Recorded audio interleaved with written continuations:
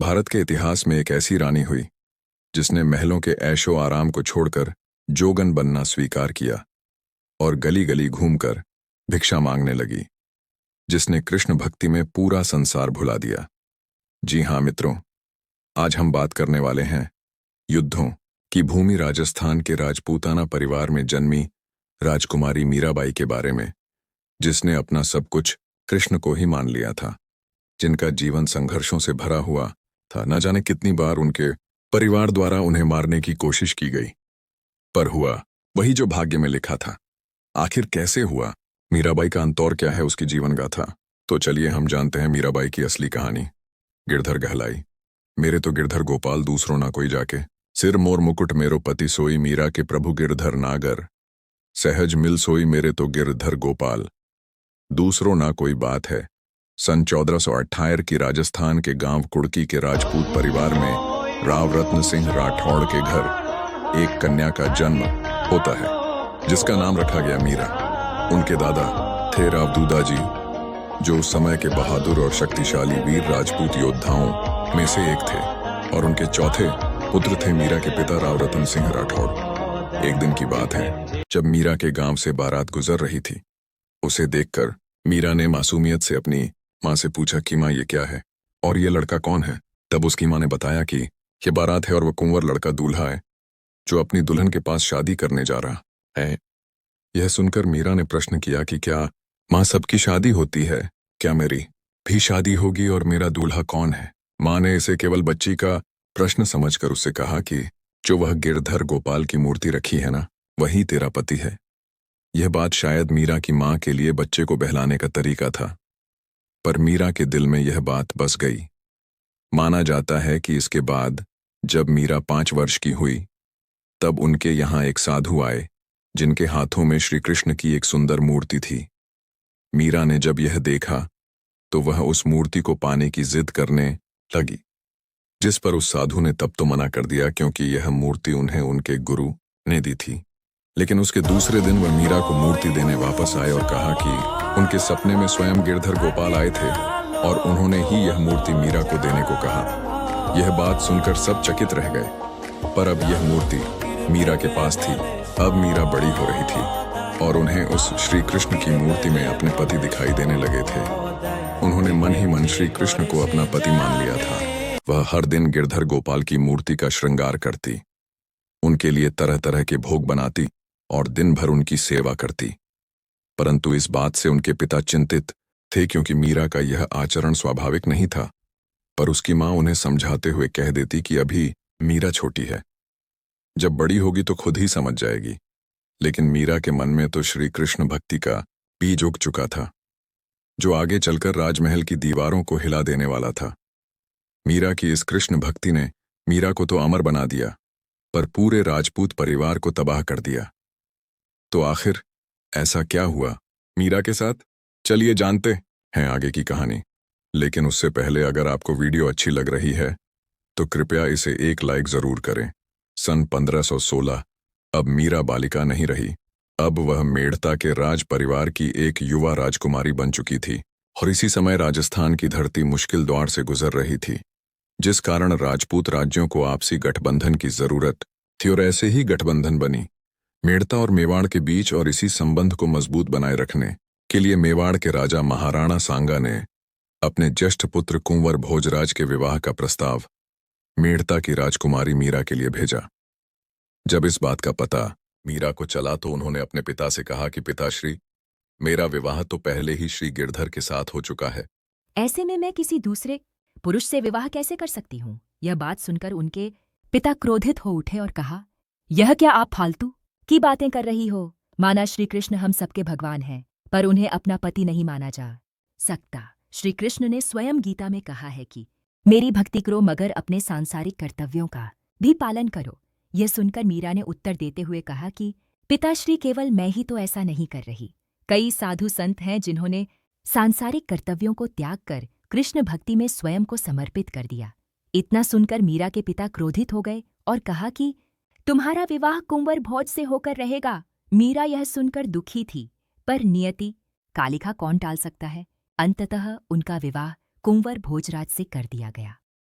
जब पहली बार कुंवर भोजराज कक्ष में आए तो मीरा काफी घबराई हुई थी। वह कृष्ण के अलावा किसी और पुरुष को देखना तक नहीं चाहती थी। पर जब भोजराज आए और उन्हें यह सब पता चला तो उन्हें मीरा की कृष्ण भक्ति से ज्यादा शिकायत नहीं हुई।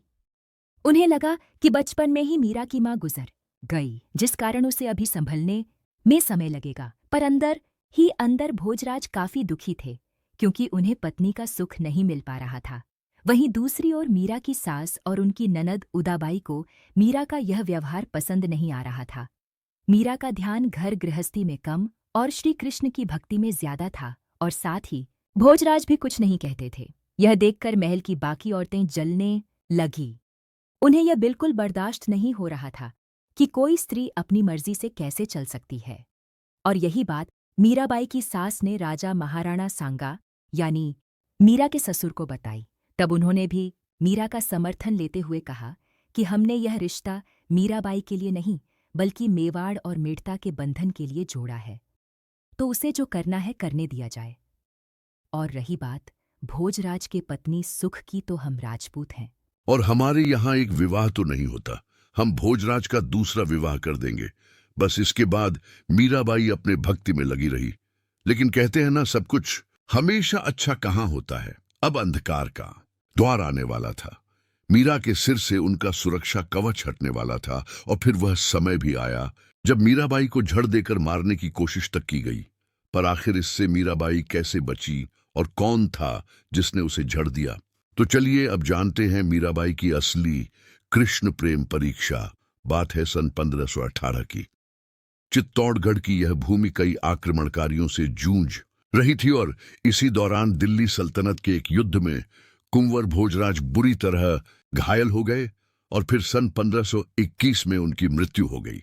यह क्षण मीरा के लिए भी काफी दुख भरा था, क्योंकि एक भोजराज ही थे जो उन्हें और उनकी भक्ति को समझते थे। पर अब वे भी इस दुनिया में नहीं रहे।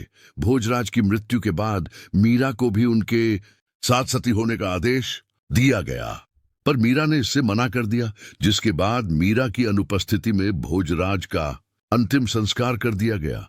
लेकिन बात तो तब बिगड़ी जब मीरा ने विधवा वस्त्र पहनने से भी इनकार कर दिया। वह अब भी एक विवाहित स्त्री की तरह सजती संवृति, मांग में सिंदूर भरती। यह सब देखकर उसकी सास ने क्रोध में कहा कि यह सब बंद करो, अब तुम्हारा पति भोजराज नहीं रहा। इस पर मीरा ने कहा कि मेरे पति तो केवल श्री कृष्ण ही हैं, और उनके होते हुए मैं विधवा वस्त्र कैसे धारण कर सकती हूं। यह सब सुनकर कई स्त्रियां उनसे नफरत करने लगी, पर मीरा अपने भक्ति में लीन रहती थी। और फिर सन 1527 से 1528 के बीच खानवा का युद्ध हुआ, जिसमें मीरा के ससुर और मेवाड़ के राजा महाराणा सांगा और मीरा के पिता दोनों मारे गए, जिससे मीरा के ऊपर का आखिरी सुरक्षा कवच अभी हट गया। अब उनके महल में उनकी भक्ति को समझने वाला कोई नहीं था। सब केवल उनसे घृणा करते थे, और इसी नफरत और जलन ने गहरे षड्यंत्रों को जन्म देना शुरू किया। तो चलिए अब जानते हैं कि क्या हुआ जब मीरा को जहर दिया गया और कई जानलेवा चालें रची गई। लेकिन उससे पहले अगर आपको वीडियो अच्छी लग रही है तो कमेंट में हरे कृष्णा जरूर लिखें। महाराणा सांगा की मृत्यु के बाद चित्तौड़गढ़ की सत्ता का संतुलन भी बिगड़ने लगा। अब मेवाड़ की सत्ता एक ऐसे व्यक्ति के हाथ में चली गई थी जिसे इतिहास एक अस्थिर, क्रूर और अहंकारी राजा के नाम से जानता है। वह था भोजराज का सौतेला भाई राणा विक्रमादित्य। विक्रमादित्य के लिए मीरा कोई संत नहीं थी, बल्कि राजकुल की वह स्त्री थी जो खुलेआम नाच गाकर, साधु संतों के साथ घूमकर और कृष्ण को अपना पति बताकर मेवाड़ की मर्यादा को चुनौती दे रही थी। उनके अनुसार मीरा की भक्ति निजी नहीं बल्कि कुल की बदनामी थी। भोजराज और महाराणा सांगा के रहते जो बातें सहन की गई थीं, अब उन्हें समाप्त करने का समय आ गया था, और यहीं से मीरा के जीवन की परीक्षा शुरू होती है। माना जाता है कि राणा विक्रमादित्य ने मीराबाई को चुपचाप खत्म करने की योजना रची ताकि उनकी मौत एक सामान्य मौत लगे। इसके बाद एक दिन उन्होंने दासी के हाथों मीरा के पास चरणामृत यानी श्री कृष्ण के प्रसाद का एक प्याला भेजा जिसमें जहर मिला हुआ था।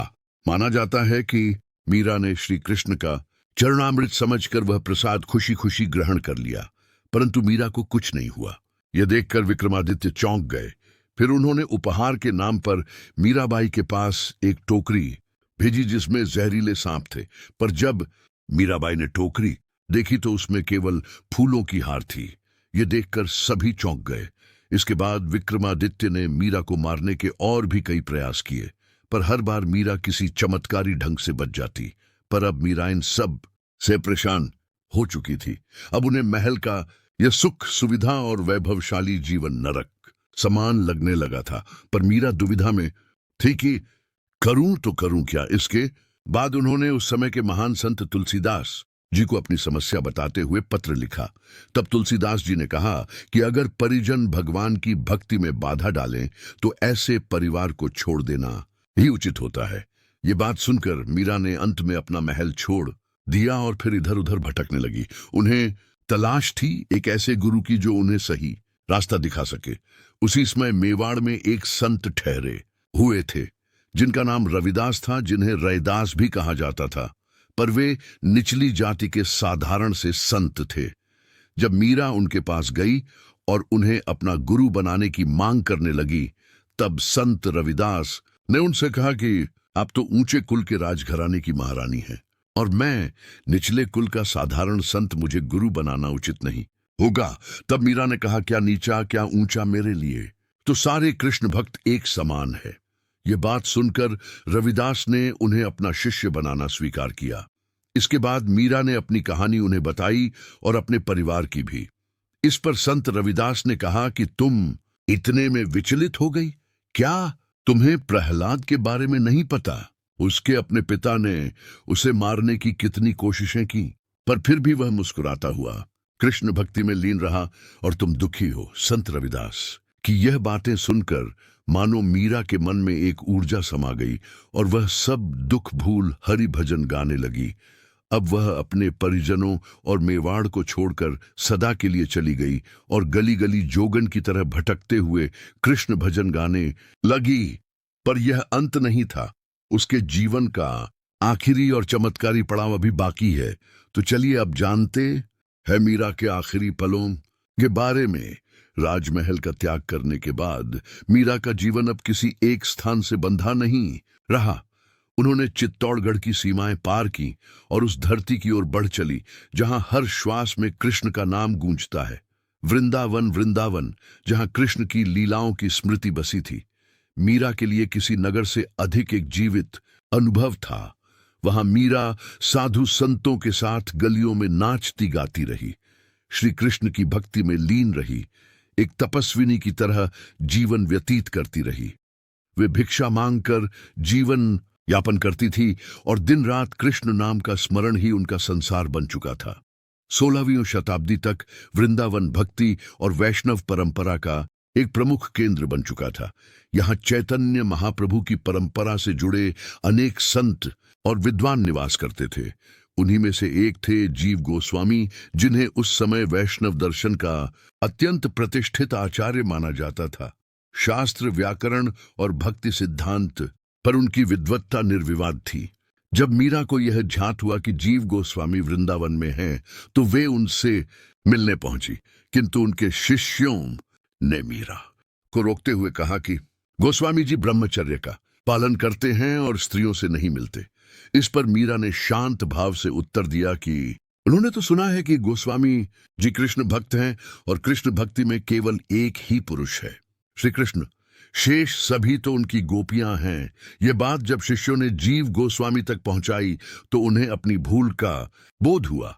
उन्होंने मीरा से भेंट की, उनके साथ भजन कीर्तन किया और आध्यात्मिक संवाद भी हुआ।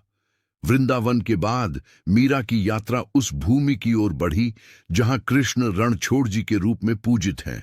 द्वारका गुजरात के सौराष्ट्र तट पर स्थित यह नगरी मीरा के जीवन की अंतिम शरण स्थली बनी। कहा जाता है कि जीवन के अंतिम वर्षों में मीरा यहीं निवास करने लगी और दिन रात रणछोड़ जी की भक्ति में लीन रही। अब ना उनके पास राजमहल था, न सत्ता, न सुरक्षा, केवल भक्ति थी और वही उनके लिए पर्याप्त थी। इसी समय मेवाड़ में परिस्थितियां बदल रही थीं। सत्ता, संघर्ष, बाहरी आक्रमणों और आंतरिक अस्थिरता ने राज्य को कमजोर कर दिया था।